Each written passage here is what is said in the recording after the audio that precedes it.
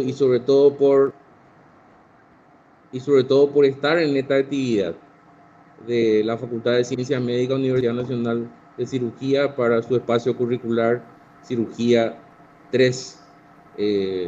No sé si este es un día importante, querer recalcar que es un día importante porque cuando uno empieza una actividad, uno tiene una meta. La meta de todos los estudiantes es ser egresado de esta carrera, ser médicos de la Facultad de Ciencias Médicas, Universidad Nacional de Asunción. Pero esa meta hay que lograrlo con excelencia. Esa meta hay que lograrlo acompañando con valores, con principios y sobre todo insistir en el humanismo, la medicina centrada en el paciente, en la humildad. Ustedes, los estudiantes de medicina, van a tener contacto con los pacientes y uno tiene que ser humilde, el médico tiene que ser humilde y estar lejos de la soberbia. Y esa actividad realizarla siempre con honestidad y con honradez. Repito, este país está sufriendo por su falta de principios, por su falta de valores, y es muy importante que nosotros podamos ser el espejo de una sociedad que cada día, ustedes saben, está más contaminada. Así que, estimados a todos, la más cordial bienvenida y éxito en este año y ciclo lectivo. Muchas gracias, profesor Machain. Profesor Ricardo Fretes. Muchas gracias. Creo que siempre es muy importante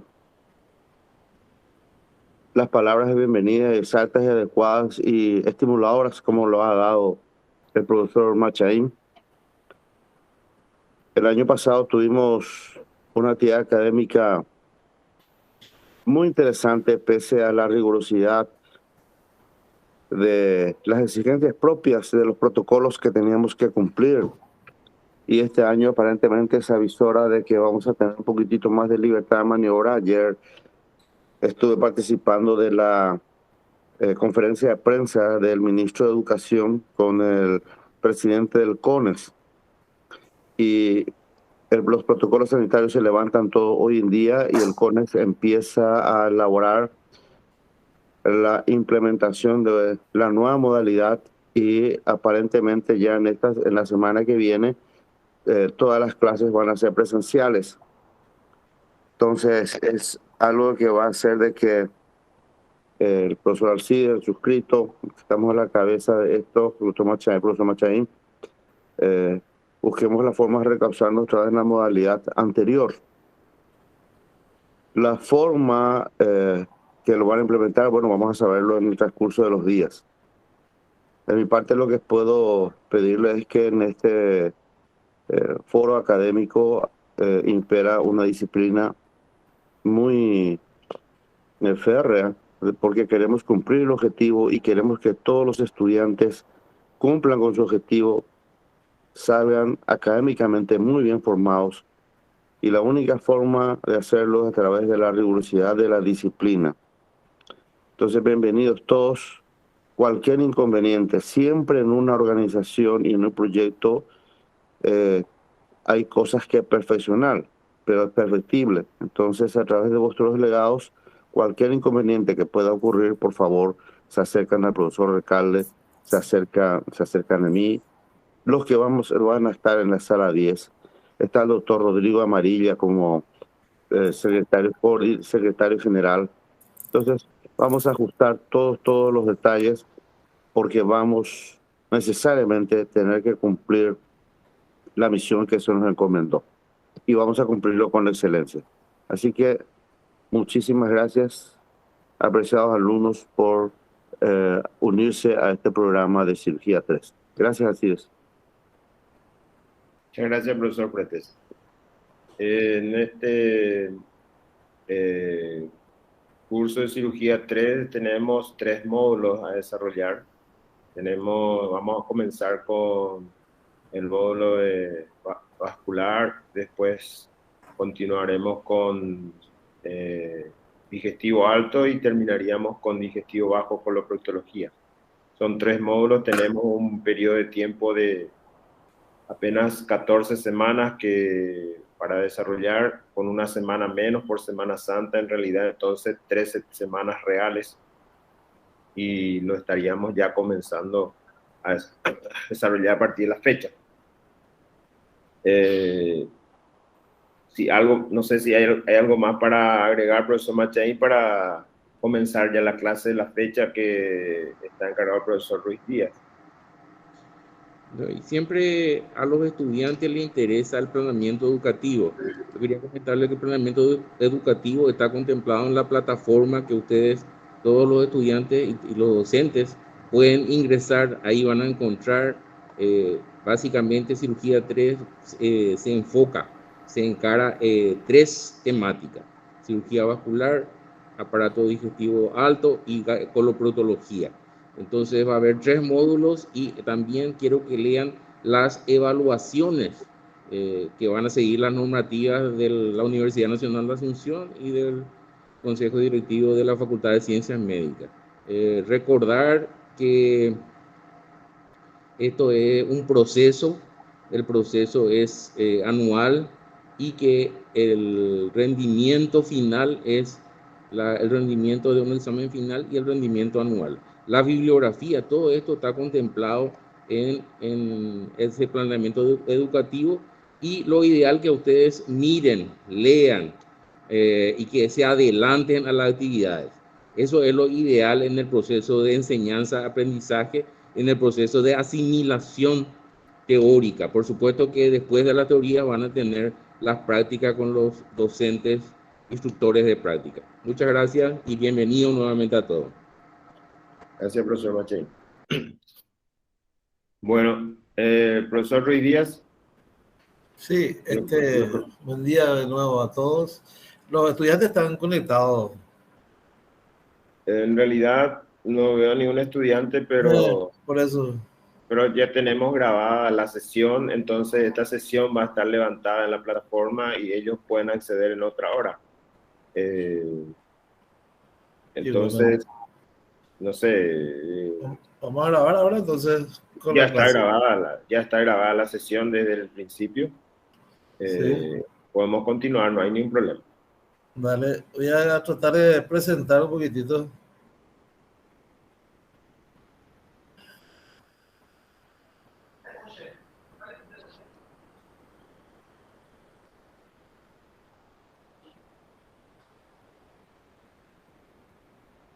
¿Está compartiendo ahí? Sí, sí, excelente. Sí, excelente está. Bueno, vamos a empezar un poquitito con la parte de vascular, como había dicho como habían dicho los profesores, el profesor Machain, el profesor Recalde. Es parte del módulo de cirugía 3. Entonces, yo quería recalcar, antes de enfocar el tema correspondiente al día de hoy, por qué nosotros damos este módulo, ¿verdad?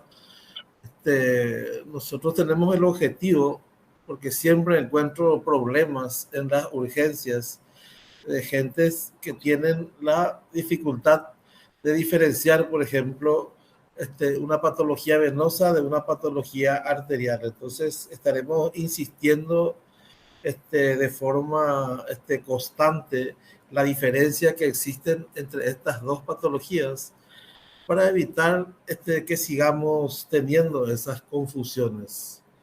También vamos a dar un resumen de cómo manejar cada caso en particular. Vamos a hablar de algunos medicamentos de uso muy frecuente que a veces tenemos cierta dificultad y cierto miedo para utilizar, como por ejemplo los anticoagulantes. Y también, ¿verdad? Ponerles al día sobre los conocimientos que van surgiendo, porque esta es una especialidad muy dinámica, con muchos cambios prácticamente diarios y semanales. Entonces, vamos a empezar diciendo entonces nada más que esto, ¿verdad? Un poco de grado, esto de hablar del sistema arterial, sistema venoso, sistema arterial que distribuye la sangre oxigenada. Sus problemas generalmente se manifiestan por la isquemia, que vamos a insistir más adelante, y por los trastornos del pulso, ¿verdad? Y después hablamos también del sistema colector de la sangre, que son las venas, ¿verdad? Ahí no hay problemas de pulso, pero hay una éstasis que ocasiona edema de miembros. Un poquitito para comenzar. Esto es, vamos a seguir insistiendo también después, que es lo que vamos a ir dando, y vamos a entrar en el tema de la anatomía quirúrgica, ¿verdad? A mí me parece muy interesante que se haya implementado este módulo de anatomía, porque tanto a los que van a hacer cirugía como a los que no lo van a hacer, les debería interesar y mucho este módulo, ¿verdad? ¿Por qué digo esto? Porque en cirugía vascular, ¿verdad? Tenemos, por ejemplo, algunos reparos anatómicos para identificar los trayectos vasculares. Así, por ejemplo, podemos decir que en el cuello el esternocleidomastoideo es parte del trayecto del paquete vascular de esa zona, ¿verdad? No sirve solamente para operar, porque nosotros actualmente estamos invadiendo estos territorios, realizando punciones, ya sea como accesos para vía central, accesos para procedimientos endovasculares. Entonces, es de interés. Sí. ¿Está todo bien? Todo bien, profesor Ruiz Díaz. Excelente, Bueno, excelente. Gracias. Sí. Accesos accesos para vías centrales, accesos para la colocación de portacat, que es un dispositivo que se utiliza mucho actualmente para realizar quimioterapias, antibioterapias prolongadas, alimentación parenteral, y para la realización de los procedimientos endovasculares. La anatomía nos va a servir también para la interpretación de imágenes, ¿verdad? La arteriografía, que constituye el gold estándar en el diagnóstico de esta especialidad, está seguido muy de cerca actualmente por la tomografía o la angiotomografía y por la resonancia magnética. En el reconocimiento de estructuras, en el reconocimiento de sus relaciones con otros órganos. Esta imagen un poquitito para poner de manifiesto que la cirugía debería ser realizada con conocimiento de la anatomía y el abordaje por planos de los diversos tejidos, de tal manera no solo a abordar con comodidad un vaso determinado en este caso, sino que para que la reconstrucción sea lo más perfecta posible. Esto es la parte del cuello, no voy a insistir. Es solamente para decir una vez más que así como la patología vascular no afecta solamente a un territorio, es generalmente polivascular, el que está formándose o el que está tratando de hacer un diagnóstico debería siempre enfocar su examen físico a todas las regiones del organismo, porque hay que recordar siempre que una patología no es solamente en la zona que está afectada. Hay una alta coincidencia de todos los territorios cuando un paciente sufre una patología vascular determinada, sobre todo en relación con los factores de riesgo, ¿verdad? Insistiendo un poco en lo que es el tabaquismo. Aquí es lo que yo le estaba diciendo, ¿verdad? Las patologías son polivasculares, los accesos también lo son. Entonces, eso es lo que yo ya le estaba más o menos citando. El cuello, ¿verdad? Empezamos un poquitito por el cuello, que es la región que vincula la cabeza con el tronco.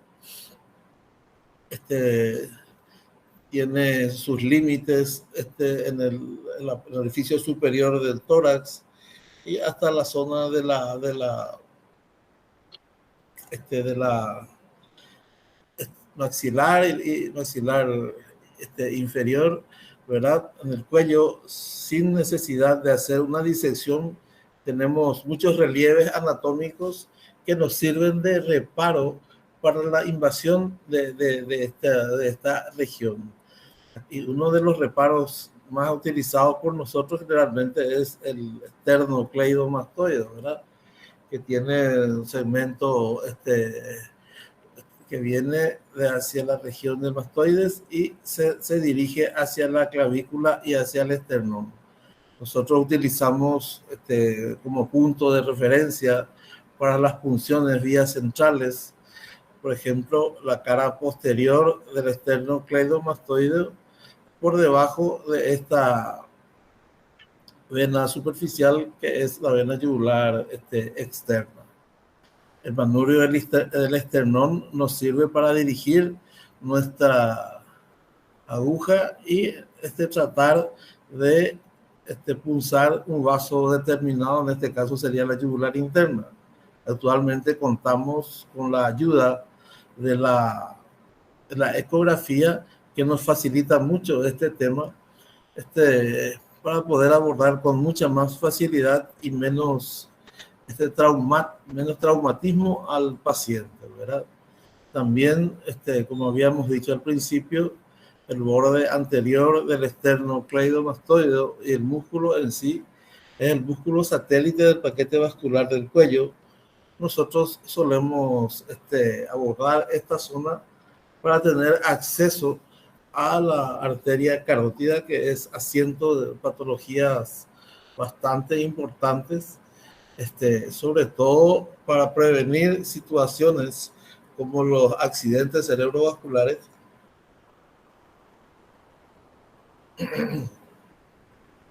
frecuentes y que provocan muchos daños. El paciente queda con muchas secuelas a veces, ¿verdad?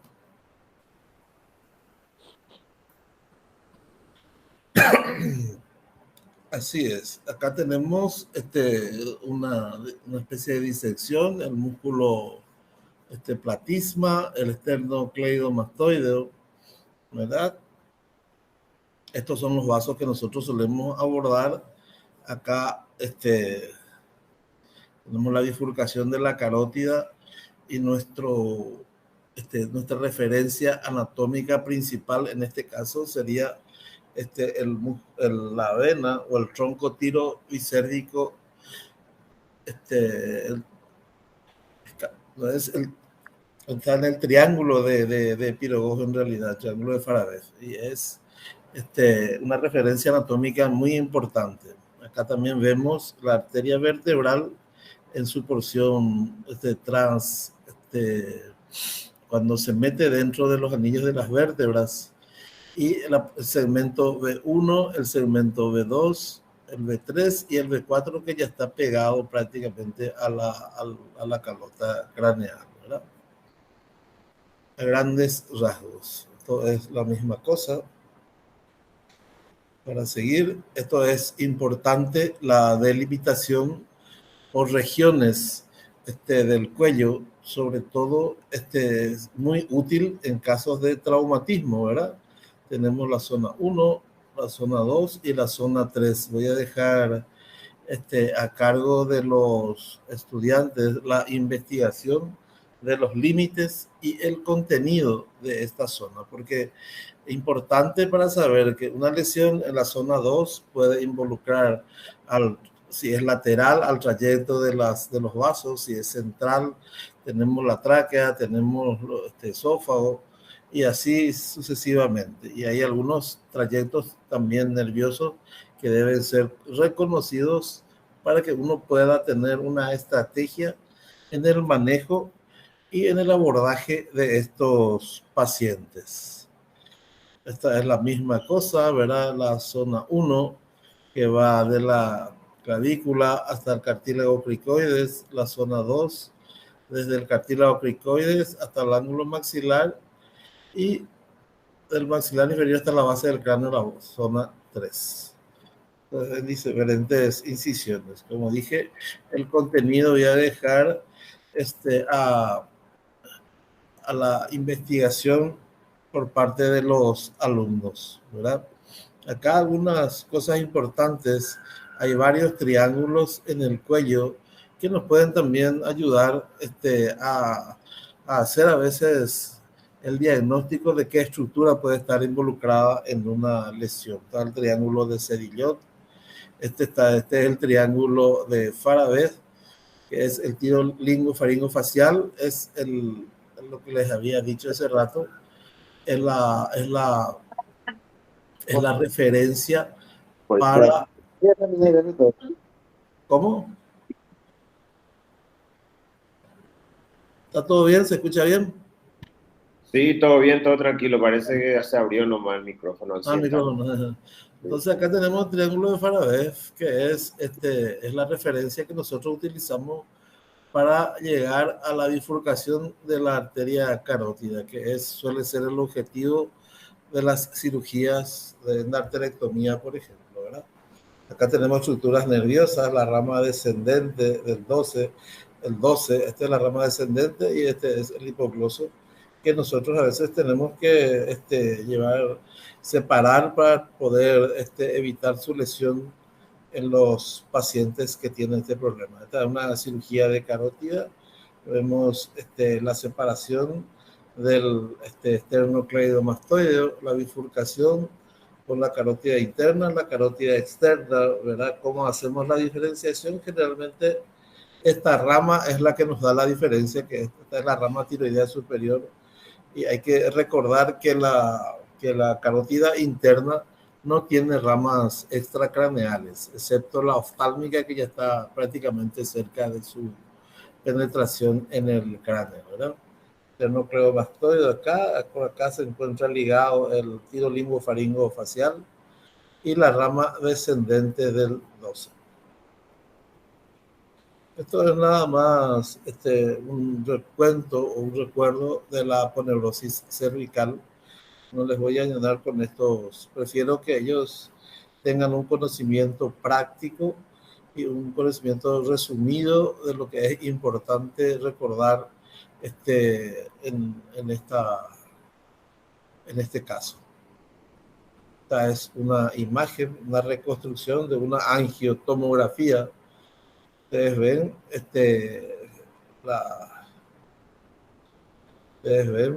la bifurcación de un lado, la bifurcación del otro lado, la columna con el trayecto de la vertebral, y esto con los conocimientos de anatomía nos ayudan a diferenciar las zonas que están afectadas, las relaciones con otras estructuras, para poder interpretar las imágenes.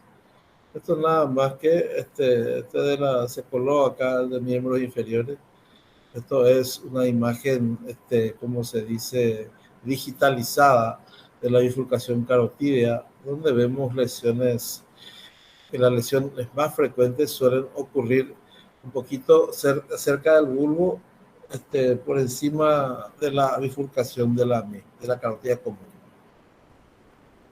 La región supraclavicular es otra también muy importante, porque nosotros tenemos estructuras que suelen dañarse de manera muy frecuente, sobre todo en esta época donde los traumatismos abundan, sobre todo en relación a los asaltos violentos que andan ocurriendo, ¿verdad?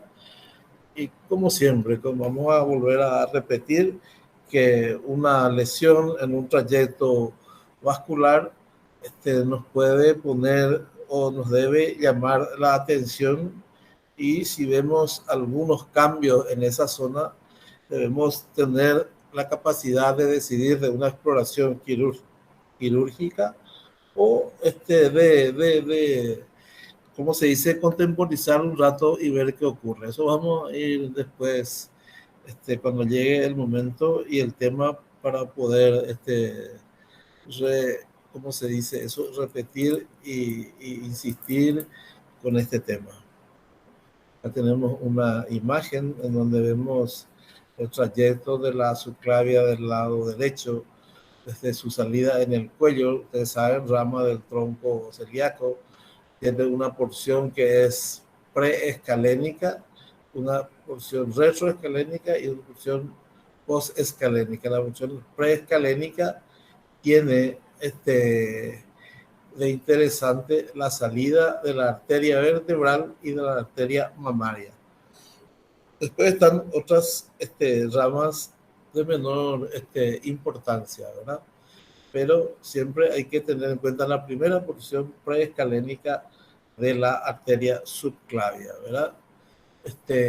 Tenemos acá la relación, el nacimiento del plexo braquial, que a medida que se va dirigiendo al miembro, va teniendo un contacto más estrecho con este vaso. Y el músculo que generalmente es satélite o nos indica la situación, están dos, ¿verdad? El pectoral menor y también el pectoral mayor, y en esta zona el músculo escalénico. Y a medida que vamos hacia el brazo están los músculos braquiales, con los canales correspondientes por donde atraviesa este vaso. También tenemos acá la vena, en realidad está la vena axilar ya, porque está después del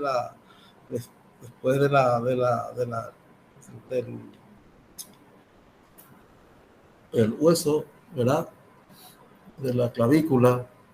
Y esto nos sirve para que nos sirve una vena que es generalmente muy abordada para la colocación de vías centrales. Esto es un resumen del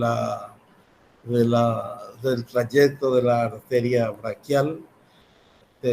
Además está decirle que el conocimiento anatómico nos puede indicar en qué parte nosotros podemos, por ejemplo, en caso de una hemorragia intensa, podamos ligar ese vaso sin poner en riesgo la vitalidad del miembro afecto. En este caso, nosotros la ligadura de la arteria subclavia en cualquiera de estas porciones por fuera del escaleno, generalmente la circulación colateral es abundante y generalmente no nos lleva a ningún peligro de la pérdida del brazo. Pero a medida que nos acercamos hacia la cabeza del húmero, donde ocurre la división de la arteria ya braquial, en este caso en braquial profunda y braquial superficial, entonces, o braquial propia, la ligadura a ese nivel tiene un alto índice de amputación de dicho miembro. Un poquitito para hablar del abordaje de la arteria subclavia, la referencia al esternocleidomastoideo y los músculos escalenos, ¿verdad? Y el cuidado que tenemos que tener con este nervio que desciende a este nivel, es el nervio frénico, ¿verdad? Tenemos que separar y evitar su lesión. Acá nosotros abordamos la primera porción, o la porción pre y retroescalénica de la subclavia para tener, como se dice, a la vista a la arteria, sobre todo la vertebral, que a veces también participa en ciertos tipos de accidentes cerebrovasculares. Es ya el abordaje de la arteria ya axilar. En este caso tenemos en cuenta las líneas de los músculos pectoral y deltoides, ¿verdad? En el surco deltopectoral se aborda esta arteria en casos de necesidad. O sea que la referencia de la arteria axilar para su abordaje y de la vena también es una incisión del surco delto pectoral con la separación de dichos músculos y el abordaje de la arteria, y teniendo en cuenta siempre la estrecha relación que guarda con los elementos del plexo braquial. Esta es una arteriografía de la arteria subclavia, que tiene una obstrucción embólica justo cerca de la bifurcación. Probablemente en este caso el paciente haya tenido manifestaciones bastante severas debido al lugar anatómico de este evento. O sea que cerca de la bifurcación, cualquier lesión, cualquier patología, cualquier ligadura puede poner en riesgo la vitalidad del miembro. En cuanto al abdomen, a nosotros es importante por un doble tema. Uno siempre lo del traumatismo, ¿verdad? La zona 1 que corresponde a la zona central del abdomen, donde vemos que están ubicados los vasos principales, la aorta, la vena cava, el ilio renal, que comparte con la zona 1, la zona 2 y la zona 3 dicha ubicación. Y en la zona 4 es la zona de la pelvis, donde están ubicados todas las estructuras vasculares pelvianas, y que tienen en particular una situación cual es la fragilidad y el trayecto serpinginoso de muchas venas, y donde la lesión de dichas estructuras que produce un daño muy importante y un peligro vital que hay que saber manejar, porque cualquier lesión mal manejada puede desencadenar o puede llevar incluso a la muerte del paciente. Otra cosa importante a tener en cuenta, que vamos a seguir insistiendo posteriormente, las lesiones de la zona 1 hay que tener cuidado porque pueden involucrar a las estructuras vasculares más importantes, repitiendo la aorta y repitiendo la vena cava. Y también en los ilios del riñón, ¿verdad? Así es. Este es un abordaje transperitoneal para llegar a la aorta, ¿verdad? Tenemos el duodeno, la tercera porción, el ángulo de Treis, el ligamento Treis, y tenemos acá la aorta con sus estructuras vasculares. Este abordaje solemos utilizar nosotros para el tratamiento quirúrgico de los aneurismas de aorta. Después esta es otro tipo de abordaje en donde se realiza una especie de maniobra de matos, en donde se libera el mesogastrio, se lo reclina hacia el lado izquierdo. De esta forma podemos tener acceso a la aorta visceral con sus ramas en casos de aneurismas de tóraco abdominales. Esta es una exposición interesante de la aorta abdominal con todas sus ramas. Ahí está una imagen más explicativa del abordaje transperitoneal. Acá vemos nosotros la vena cava, la aorta, la vena renal del lado izquierdo. Esto es frecuentemente utilizado, y cuando nosotros prolongamos un poquitito más hacia arriba, reclinando un poco la vena renal izquierda, podemos tener acceso a las arterias renales. A veces se aborda por vía retroperitoneal, pero eso ya es tema de otra clase. Este es un abordaje separando, haciendo esa maniobra que utilizan frecuentemente para abordar el lado derecho, sobre todo para llegar a la vena cava, ¿verdad?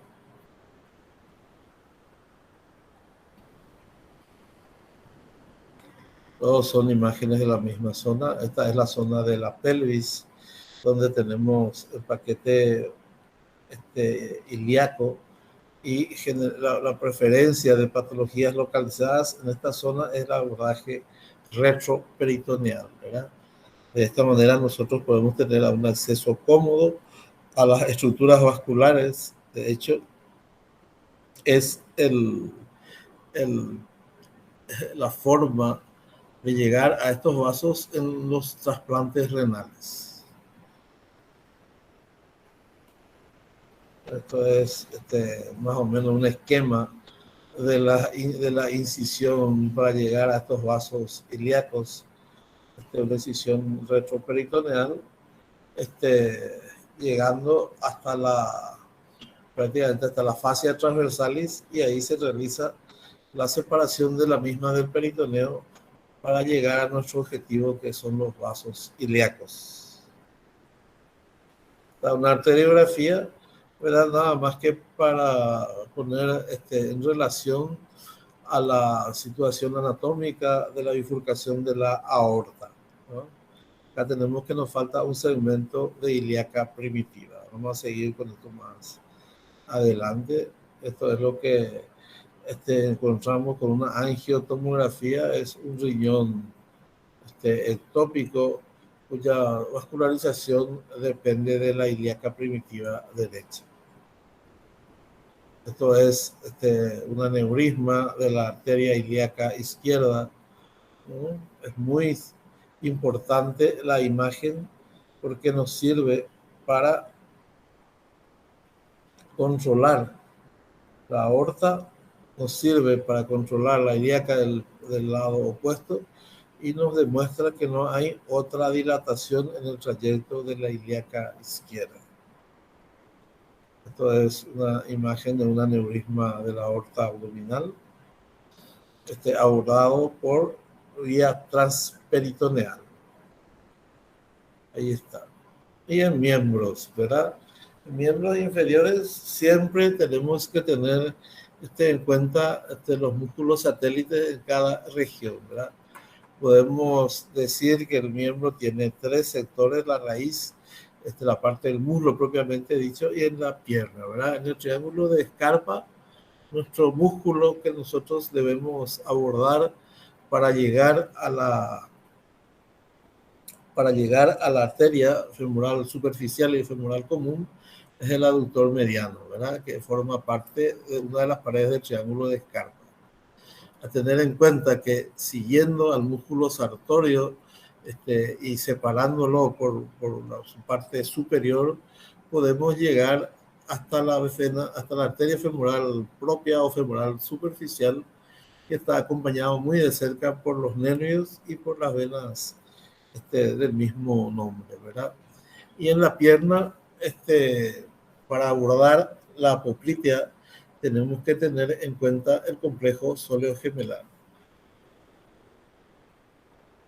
En la parte del muslo, en su parte inferior, siempre tenemos que tener en cuenta el canal de Hunter, que es el canal por donde pasan los vasos, y esto se convierte de femoral superficial en poplitea. También es una zona crítica, la zona poplitea sobre todo, en donde la ligadura de dicho vaso puede terminar con la amputación de la pierna en más del 80% de los casos. Ya tenemos una imagen en donde acá vemos el ligamento inguinal, que la arteria ilíaca, una vez que pasa por debajo del ligamento inguinal, se convierte en arteria femoral común. Que la femoral común, en un trayecto de 2 a 5 centímetros a partir del ligamento inguinal, se bifurca en 2 ramas: la femoral propia o femoral superficial y la femoral profunda. Acá a citar nomás que, por más de que parezca un contrasentido, la arteria más importante suele ser la arteria femoral profunda. La arteria femoral superficial es una arteria muscular de conducción más que de irrigación. De hecho, se ve en las disecciones que la arteria femoral profunda tiene muchísimas ramas, que es la que puede a veces soportar la vitalidad del miembro en caso de que nos falte esta arteria. Acá a nivel del canal de Hunter, con orificio de Hunter, se produce el paso de arteria femoral superficial a arteria poplítea, y que un poquitito por debajo de la interlínea articular, esta arteria poplítea da su primera rama, que es la tibial anterior, que desciende por la cara anterior de la pierna y se convierte en arteria pedia, pasando la articulación del tobillo, y da el tronco tibio peroneo, que da dos ramas, la peronea y la tibial posterior. Esta es una vista posterior de la anatomía vascular de la pierna. Se ve el nervio ciático, ¿verdad? Se ve la bifurcación acá del tronco tibio peroneo. Esta es la tibial anterior, la peronea y la tibial posterior. Todas estas arterias son importantes a tenerlas en cuenta porque nos valemos de ellas para revascularizar zonas muy distales del miembro inferior, ¿verdad? En pacientes diabéticos sobre todo, y en menor medida en los pacientes fumadores. Esta es para mostrarnos otra vez recuerdo anatómico, ¿verdad? El músculo aductor, la bifurcación de la femoral, el canal de Hunter, todo eso vemos. Y acá nos vemos al músculo sartorio, que prácticamente sigue todo el trayecto vascular y de alguna manera protege el trayecto de la femoral superficial. Si queremos encontrar rápidamente a esta arteria, debemos marcar el trayecto de este músculo, y con esa maniobra nosotros podemos tener una buena, un rápido abordaje, una rápida llegada a dicho vaso. Esto es más de lo mismo, un poquitito un esquema de cómo abordamos estas arterias, ¿verdad? A tener en cuenta el que más utilizamos, esto que está marcado como A, que es una incisión cóncava hacia adentro. Esto nos permite separar la lámina linfoganglionar, tratar de evitar en lo posible el traumatismo de los linfáticos de la zona, que posteriormente puede terminar con una linforrea que es muy molestosa y que no tiene plazo final de terminación. Por eso que hay que tener en cuenta esta situación. Esto es un abordaje transganglionar, este es un abordaje medio plural. Corresponde al abordaje de la arteria femoral profunda sin invadir el triángulo de Scarpa. Así a veces evitamos infecciones en esta zona. Aquí está la separación de la lámina linfoganglionar, y a la vista le vemos a la arteria femoral. Esto un poquitito más abajo, entonces, como yo les había dicho, ya estamos en tercio inferior del músculo, la referencia el músculo sartorio, y reclinando un poquitito tenemos el triángulo, no el triángulo, sino tenemos ya post Hunter, tenemos el trayecto de la arteria poplítea. Tenemos la secuencia del abordaje, ¿verdad? El músculo sartorio, como siempre, la referencia, la separación del mismo, y no suele ser tan fácil así, pero es una forma de abordar este vaso. Otras maneras de abordar la arteria poplítea por vía posterior. En general se prefiere hacer un abordaje en bayoneta, como se dice, porque las líneas de flexión son muy fuertes acá, y cuando hacemos una incisión recta tiende a abrirse la herida y tiene un retardo de cicatrización muy importante. Es, como yo les había dicho hace rato, el abordaje de la poplitea inferior, nosotros debemos tener cuidado inicialmente en no lesionar la vena safena, que suele ser nuestro material para reparar cualquier obstrucción, para hacer un puente, para hacer un parche. Después tenemos que incidir el músculo gemelar y entramos en la parte alta para ver la poplita inmediatamente después de la articulación, o si no, nos vamos hacia el sóleo y el anillo del sóleo nos marca el inicio del tronco tibio peroneo. Esto es el esquema de abordaje de la poplitea y del tronco tibio peroneo. Acá vemos las 3 ramas del mismo. Se suele abordar muy frecuentemente, es uno de los procedimientos que se realizan con mayor frecuencia en cirugía vascular para, como se dice, arteria receptora de un puente fémoro-popliteo. Esquema del trayecto de la arteria tibial anterior en su segmento superior, y una vez que atraviesa la articulación se convierte en arteria pedia. A tener en cuenta, acá hay una rama importante de la arteria pedia. A veces su preservación puede dar la diferencia entre la preservación de un pie o la amputación del mismo. Por más fina que parezca, podemos tener muchas satisfacciones conservando esta arteria, que es más ampliado. Vemos el que está acompañado muy de cerca del nervio tibial anterior. Todos estos nervios generalmente son mixtos. Su lesión en mayor o en menor medida pueden ocasionar trastornos sensitivos y trastornos motores. Este es el trayecto de la tibial posterior, ¿verdad? La referencia suele ser el maleolo y suele ser la tibia, ¿verdad? A 2 traveses de dedo por debajo de la tibia, nosotros profundizando nuestra disección, separando los músculos, podemos tener acceso a esta arteria, ¿verdad? Acá tenemos también la referencia de que está íntimamente acompañada del nervio tibial posterior, que es un músculo también más motor que sensitivo, y sus consecuencias suelen ser un poquitito más notorias cuando ocurre una lesión de dicho nervio, ¿verdad?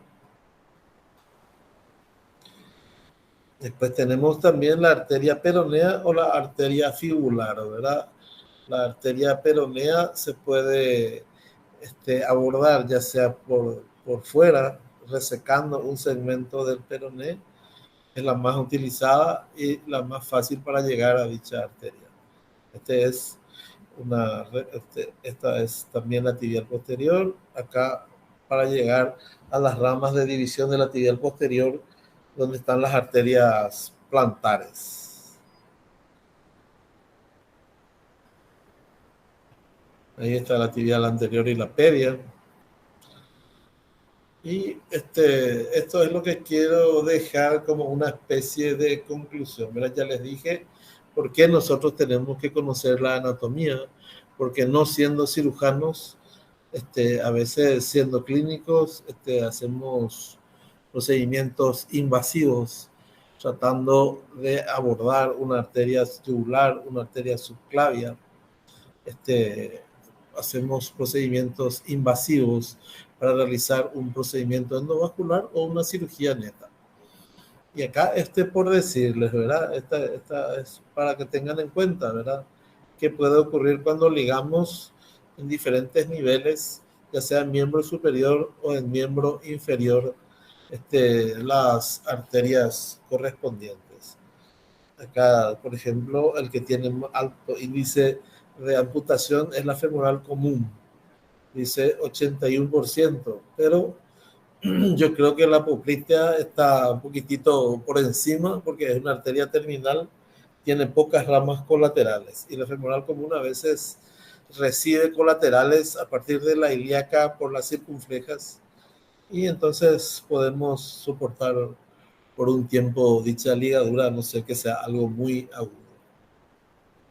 Creo que con eso nosotros tenemos un panorama, no sé si claro, pero un panorama de lo que nosotros tenemos que saber para tener, no sé si a mano tampoco los vasos, pero estar cerca de ellos y saber cómo manejarlos, ¿verdad? Esta es una arteriografía, esta es una resonancia magnética, una arteriografía, un bypass, esto vamos a ir dando después, ¿verdad? Pues para otra clase. Yo creo que hasta ahí es lo correspondiente a la anatomía quirúrgica. Y muchas gracias a la gente de cirugía 3, porque cada vez tenemos más espacio para poder nosotros también transmitir y tratar de enseñar a la gente joven de lo que tiene que hacer en cada caso en particular y sobre todo en esta especialidad que es relativamente reciente. Muchas gracias, no sé, se queda sentado, te queda grabado esto, ¿verdad, profesor Calden? Sí, está todo grabado. Y bueno, no sé, vamos a dar espacio a la siguiente clase.